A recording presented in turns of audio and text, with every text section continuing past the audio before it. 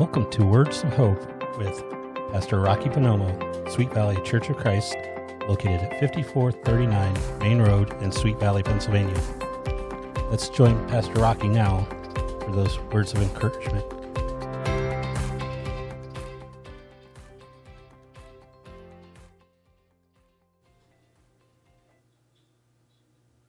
Hi, SVCC family. Hope you guys are hanging in there and weathering the storm. I know that you are. Yesterday we talked about Jesus is always in your boat. And so I wanted to share with you another awesome encounter Jesus had with some of the folks. Jesus is doing his thing. And so real important for us to recognize that Jesus's thing was loving people and spreading the good news. That's all he did.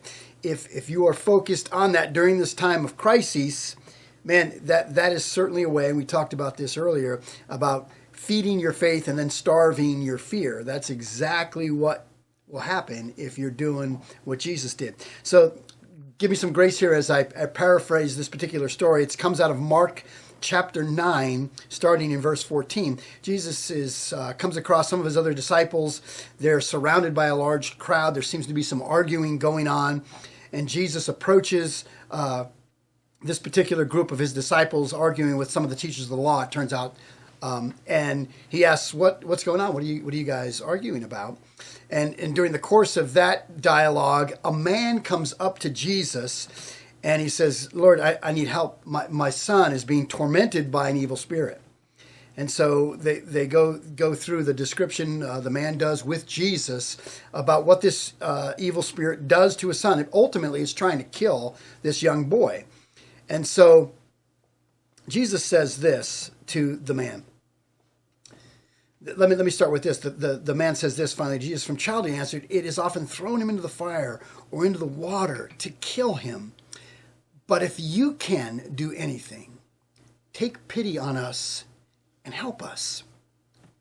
And Jesus' reply is, if you can, said Jesus. Everything is possible for one who believes. And so I think, let me stop right there. And that's a pretty powerful statement made by Jesus. And it comes down to us as believers and people who from all different faiths. You either believe it or you don't. And so immediately the boy's father responds, I do believe. Help me overcome my unbelief. And I think that's where we're at times. We want to believe that we're going to get through this time of crisis. We really, truly, that's what we want. We really want to believe that God is going to fix this, end this, heal our land and our nation from this virus.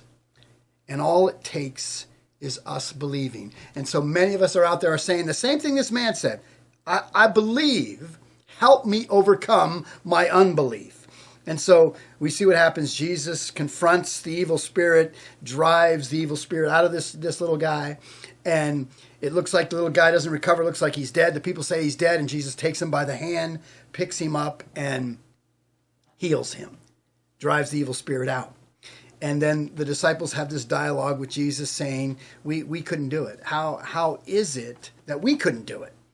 And so here is our point. And here is our words of hope right now I want you to focus on. If you're having a hard time believing and you're struggling with your unbelief that God's got you and that God's in control, simply the action step God wants you to apply is what Jesus says. This can only come out by prayer. And in the King James Version, it says by prayer and fasting. That's it, people. Are you praying? Are you fasting? Where are you there? And that's what God is saying. Listen, passionately, with discipline, fasting when it's required, and is to be praying about this situation that God is going to ultimately bring victory and deliverance for all of his people. This will pass. Jesus is saying, I'll help you with your unbelief. Here's how I'm going to help you. You do your part by praying and fasting that God will take care of this, and he will. Blessings to you, my brothers and sisters. Love yous.